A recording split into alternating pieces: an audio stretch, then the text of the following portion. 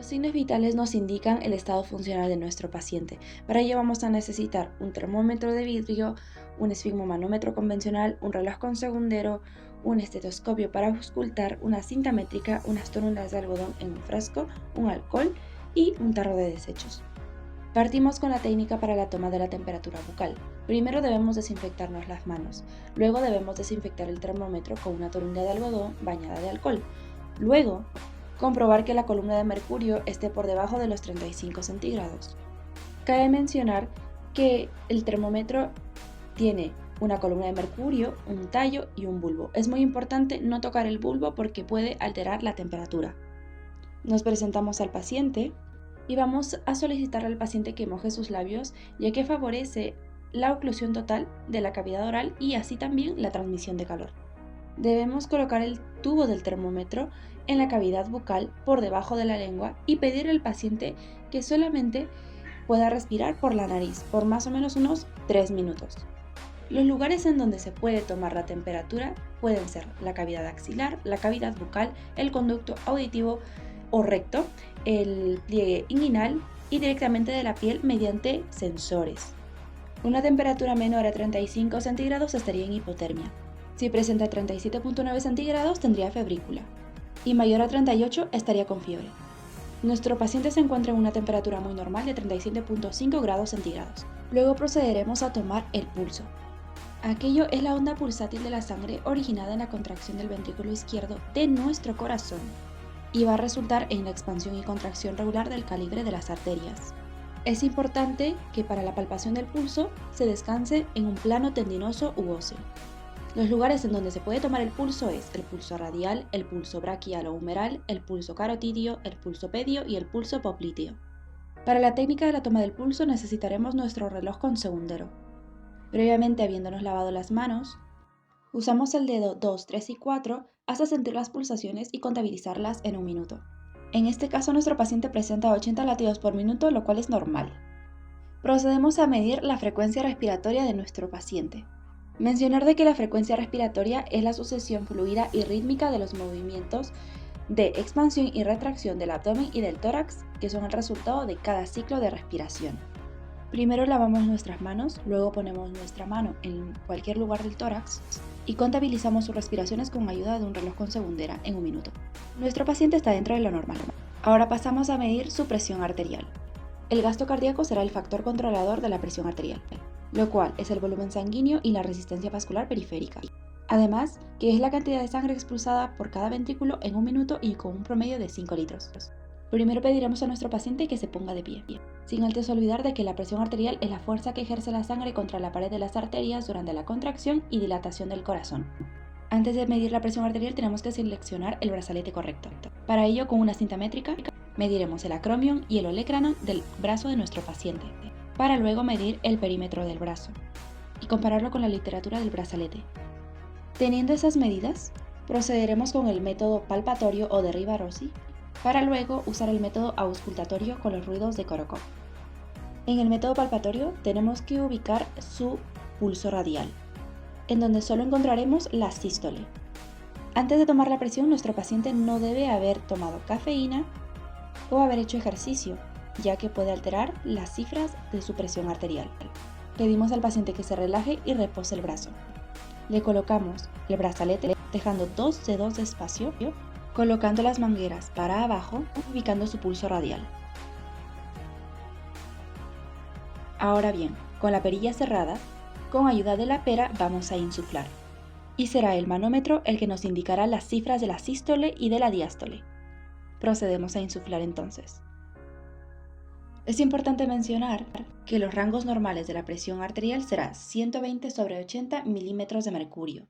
Según la American Heart Association, la etapa 1 de hipertensión arterial será 130/139 milímetros de mercurio. La etapa 2 será 140/90 milímetros de mercurio y un hipertenso presentará 180/120.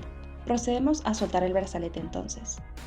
Dejamos que el brazo de nuestro paciente descanse y en este caso nuestro paciente presentó rangos muy normales ya que tiene 120 de sístole.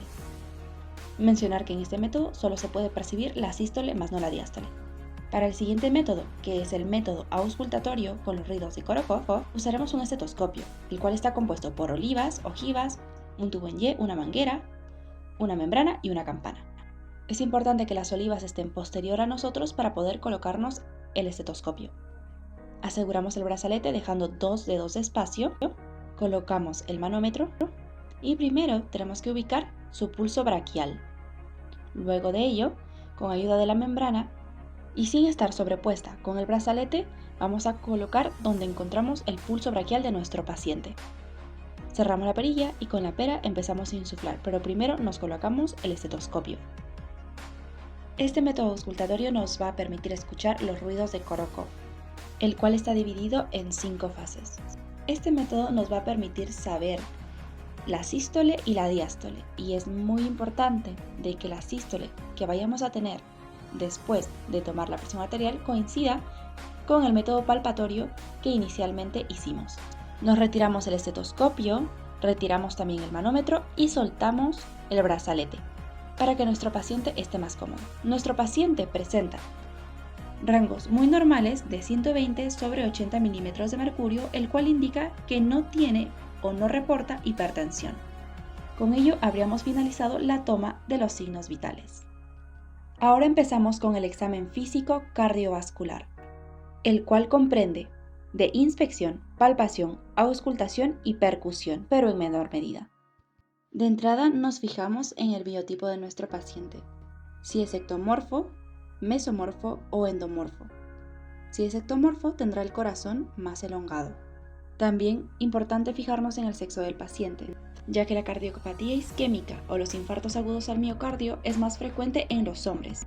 Es muy importante su raza, ya que si es de raza negra podría presentar una anemia falciforme, el cual va a generar hipertensión pulmonar y miocardiopatías restrictivas, debido a que hay una disminución en el gasto cardíaco.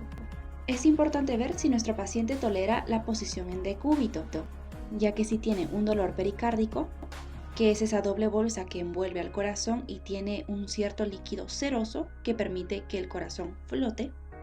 Cuando hay este tipo de dolor pericárdico, siempre será brusco, progresivo y en el área esternal o precordial. Sin embargo, no es opresivo, sino que es un dolor urente, sordo o lacerante. Aquello lo identificamos en los pacientes con una posición del tórax hacia adelante, el cual en este caso mi paciente no lo presenta. También es importante preguntar si nuestro paciente presenta una enfermedad de inmunodeficiencia, ya que esto puede producir un dolor por una isquemia miocárdica, mejor conocida como angor pectoris, que no suele ser lacerante ni urente. Luego nos fijamos en las mucosas de nuestro paciente, para ello le pedimos que abra la boca y observar si presenta una cianosis central, en las mejillas o en los labios, ya que si lo presentara estaríamos ante una insuficiencia cardíaca del lado izquierdo. Fijarnos también en la forma del tórax de nuestro paciente, por si presenta un tórax sifótico, un pectus excavatum o un pectus carinatum. También observar la parte distal del miembro superior, por si presenta acropaquia, ya que nos referirá a una endocarditis infecciosa. Luego fijarnos en los signos que van de la mano con alteraciones de la válvula aórtica, como está el signo de Müller, que es cuando la úvula está vibrando. Otros signos que podemos ver es el baile de las carótidas y también el signo de Roche-Landolfi. Procedemos a la palpación, donde ubicaremos el área precordial, aquí es la línea medio esternal, la línea medio clavicular. En horizontal tenemos a la línea intraclavicular que une a las clavículas, la línea tercera costal y finalmente la línea sexta costal. En la palpación vamos a identificar diferentes latidos palpables. Si estamos en la parte izquierda, decimos que algo o un latido muy intenso puede ser producto de hipertensión arterial o de una estenosis aórtica. Y si hay un latido muy fuerte a nivel ventricular derecho, que regularmente no se palpa, vamos a considerar que existe una hipertensión pulmonar o estenosis pulmonar. También en la palpación se encuentran los frémitos, que son vibraciones palpables y causados por frotes pericárdicos. Para buscar todas esas patologías, tenemos que identificar primero los 5 focos. El primero es el foco aórtico, el foco pulmonar, el foco tricuspidio, el foco mitral y el quinto foco es el accesorio, o de Erb. El primer foco, el foco aórtico, estará en el segundo espacio intercostal derecho en relación al borde esternal y paraesternal derecho. Lo ubicamos y sentimos los latidos palpables. Cuando existen los frémitos, estos estarán en los segundos espacios intercostales paraesternales derecho o izquierdo, o a nivel del apéndice xifoides, que ahí existe un defecto a nivel de la válvula. Luego vamos a identificar el siguiente foco, el foco pulmonar, que está en el segundo espacio intercostal izquierdo paraesternal izquierdo. Lo ubicamos y lo palpamos. Cuando se tiene frémitos en la base, hablamos de el foco aórtico y pulmonar, y se hablaría en sí de una estenosis aórtica o estenosis pulmonar, en caso exista una patología. El foco pulmonar aumenta en los casos de hipertensión pulmonar y disminuye cuando hay estenosis pulmonar.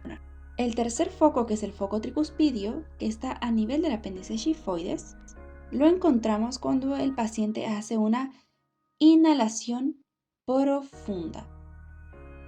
Entonces lo vamos a ubicar y lo palpamos. Entonces, si los frémitos lo percibo abajo, se habla de una válvula mitral con insuficiencia o con estenosis. El cuarto foco, que es el foco mitral, se ubica en el quinto espacio intercostal izquierdo en relación a la línea medioclavicular. Mejor dicho, ahí estará la punta y será el punto de impulsión máxima mitral. En caso existan patologías, vamos a encontrar la regurgitación mitral, el prolapso valvular mitral y la estenosis mitral.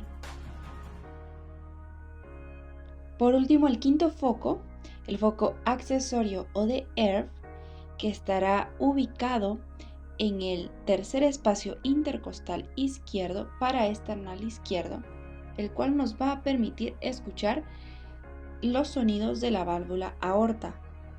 Es por ello que si existiera alguna patología, se escucharía regurgitación aórtica. Y esto es cuando la válvula aórtica del corazón no se cierra adecuadamente. Y eso ocasionará que la sangre se dilate a la parte posterior. Ahora pasamos al segundo método, que es el auscultatorio. Es importante mencionar que para auscultar los focos usaremos la campana, ya que son espacios pequeños y delimitados. Primero auscultamos el foco aórtico, que es el segundo espacio intercostal derecho paraesternal izquierdo, como ya lo mencionamos, y este irá relacionado al segundo ruido, que será el DUP. Este segundo ruido corresponde a la diástole y es el cierre de la válvula aórtica y pulmonar. También lo podemos localizar en el foco accesorio o de Erb, porque también me permite escuchar ruidos a nivel de la válvula aórtica y ese va a estar en el tercer espacio intercostal paraesternal izquierdo. Por consiguiente, ahora el foco pulmonar, que estará en el segundo espacio intercostal izquierdo paraesternal izquierdo. Y este también va a pertenecer al segundo ruido, que será el DUP. En sí es la diástole. Luego ubicamos el foco tricuspideo y lo auscultamos, y este va a pertenecer al primer ruido, al ruido 1, que será el loop, que está dentro de los ruidos fisiológicos. El ruido 1 va a pertenecer al cierre de las válvulas auriculoventriculares, mejor conocidas como la tricúspide y la mitral. Entonces, uniendo los dos, harán un loop-tube. Y tendremos que escuchar un loop-tube, loop-tube, loop-tube, así.